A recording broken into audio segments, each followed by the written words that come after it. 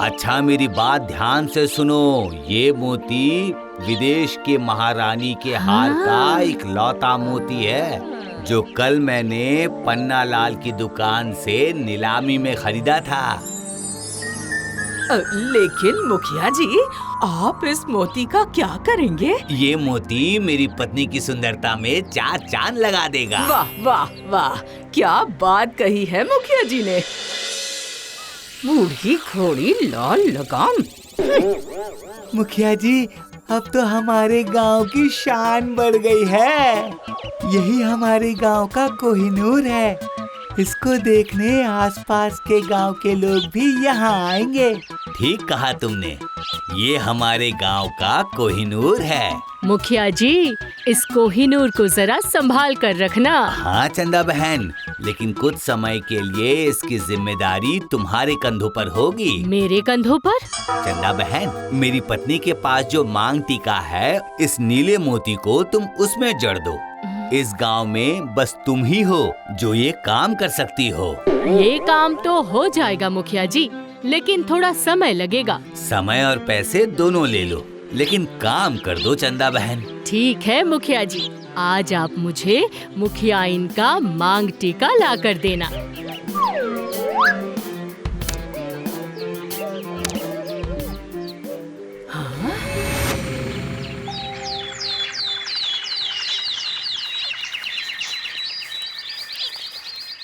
भैया, मुझे नीली मोती की एक माला लेनी है जो बिल्कुल असली मोती की तरह लगे।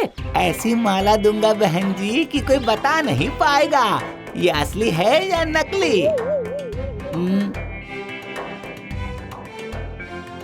ये लो बहन जी, मात्र 200 रुपए। 100 रुपए है मेरे पास। 150 से कम नहीं होगा। देख लो, क्योंकि ये माला पहनकर मैं पूरे गांव में घूमूंगी और जिससे भी ये अच्छी लगे उसे सीधे तुम्हारे पास भेज दूंगी। तुम्हारी दुकान का प्रचार भी हो जाएगा, वो भी मुफ्त में। ठीक है बहन जी, आप ये माला ले जाइए, लेकिन सबको मेरे दुकान के बारे में जरूर बताना।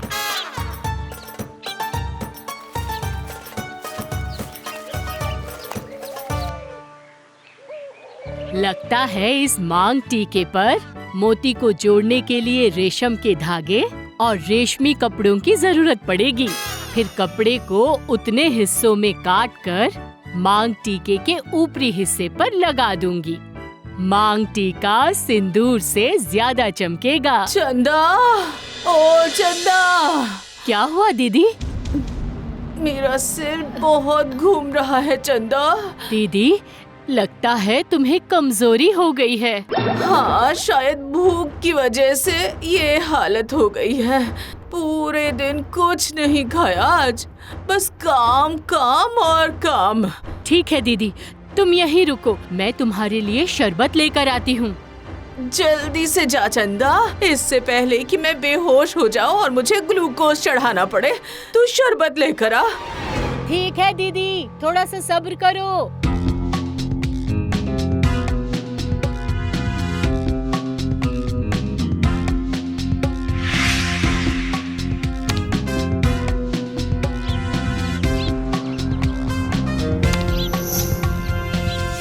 ये लो दीदी, ठंडा ठंडा शरबत।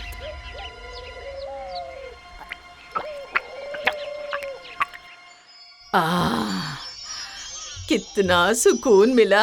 ये ले, अब मैं चलती हूँ। दीदी, तुम्हारे गले की माला तो बहुत सुंदर है। तुमने भी मुखिया जी की तरह असली मोतियों का माला बनवा लिया, सब कुछ बेचकर। ऐसा नसीब कहाँ चंदा, ये तो नकली है, लेकिन देखने में बिल्कुल असली है। मैं चलती हूँ। चंदा बहन, अरे ओ चंदा बहन, चंदा बहन, वो मोती लगा। हमारी शादी की सालगिरह है, इसको पहनकर मेरी पत्नी की खुशी दो गुनी हो जाएगी। मुखिया जी, थोड़ा समय और चाहिए, कल तक हो जाएगा। फिर मुखियाइन जी चमकेगी पूरे गांव में। मुखियाइन तो पूरे गांव में चमकेगी चंदा, लेकिन गुस्से से। और ये सिर्फ मेरे गले में चमकेगा। ठीक है चंदा बहन, ठीक है, कल फिर से आता हूँ।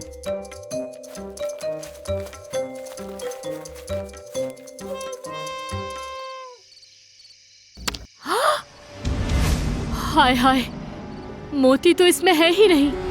कहीं घर के अंदर गिर तो नहीं गया?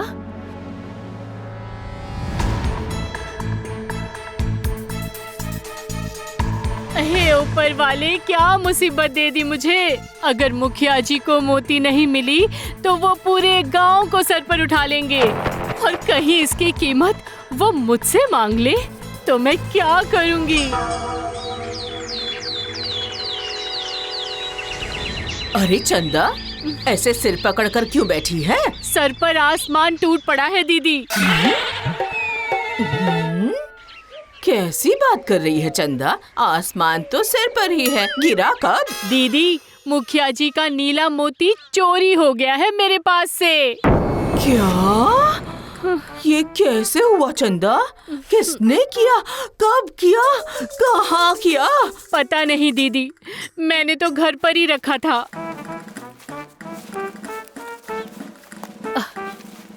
कैसी हो चंदा बहन, हो गया मोती का काम? अब तो बिना मोती के घूमेगी ये मोटी मुखिया जी।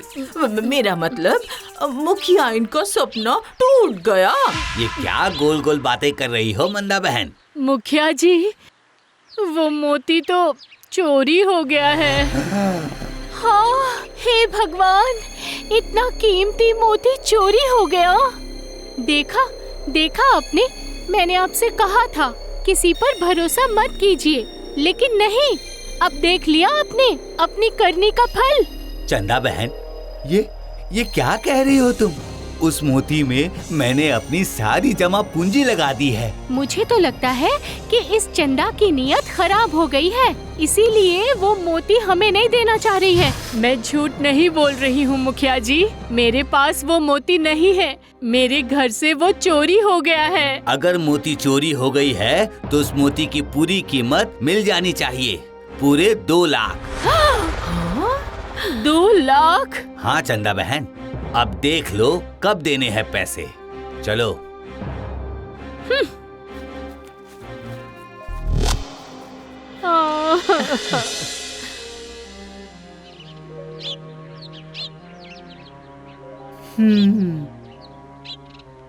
चंदा बहन, खेत की कीमत 90,000 से ज्यादा नहीं दे पाऊंगा। अगर मैं अपना घर भी बेच दूं तो? तब भी 10-15 हजार ज्यादा दे सकता हूँ, लेकिन इससे ज्यादा नहीं। ठीक है साहूकार जी, आप मुझे खेत और घर दोनों के पैसे दे दीजिए। कल मैं पैसे लेकर आ जाऊंगा चंदा बहन, अभी चलता हूँ।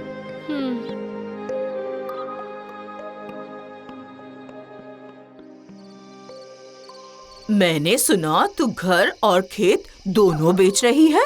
अगर सब बेच देगी तो रहेगी कहाँ? क्या करूं दीदी, नुकसान मुझसे हुआ है तो हर्जाना भी मुझे ही भरना पड़ेगा ना। हाँ, ये भी सही बात है। हाँ। दीदी, तुमने ये नीले मोती का हार कहाँ से खरीदा था? क्यों चंदा, अब क्या तू मुखिया जी को नकली मोती ला कर देगी? नहीं दीदी, मोती तो असली ही ला कर दूंगी, फिर कोई भी कीमत क्यों न चुकानी पड़े। हाँ चंदा, कीमत तो देनी ही पड़ेगी। अब मैं चलती हूँ, बहुत रात हो गई है, तू भी सो जा। ठीक है दीदी।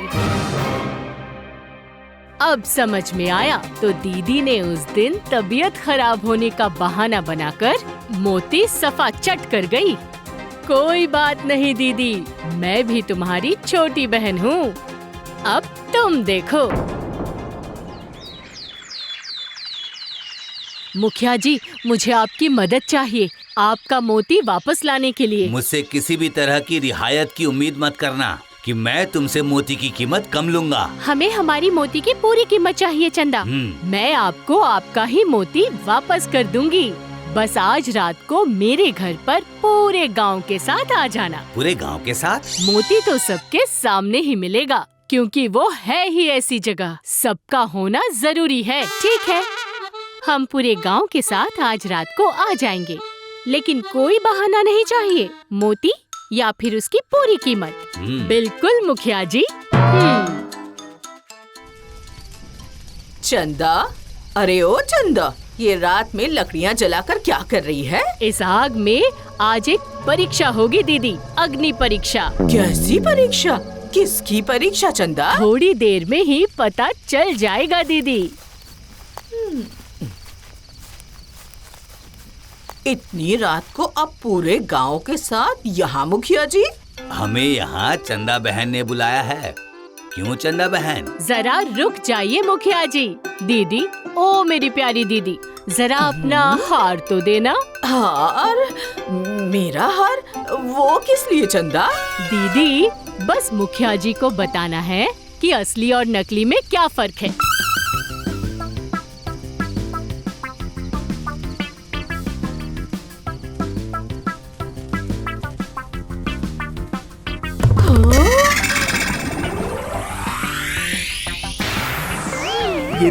ये तो मेरा नीला मोती है। हाँ मुखिया जी, दीदी ने अपने नकली मोतियों के हार में इसको छुपा लिया था, जिससे किसी को शक ना हो। इतनी बड़ी चोरी मंदा बहन? इसकी कड़ी से कड़ी सजा मिलेगी मंदा। अपने ही गांव में अपने ही बहन के घर चोरी करके उसको फंसा के तुमको शर्म नहीं आई मंदा बहन? तुम्हें तो सजा मिलनी ही चाहिए। हाँ, सजा मिलनी चाहिए, होनी चाहिए। मैंने तो बस अपने आप को खुश करने के लिए ये मोती अपने गले में डाला था मुखिया जी। अब हमारी खुशी के लिए तुम्हें 2000 रुपए जुर्माना और हमारे सालगिरह पर पूरे गांव को दावत देने का खर्च तुम्हें करना होगा मंदा बहन। पूरे गांव को दावत?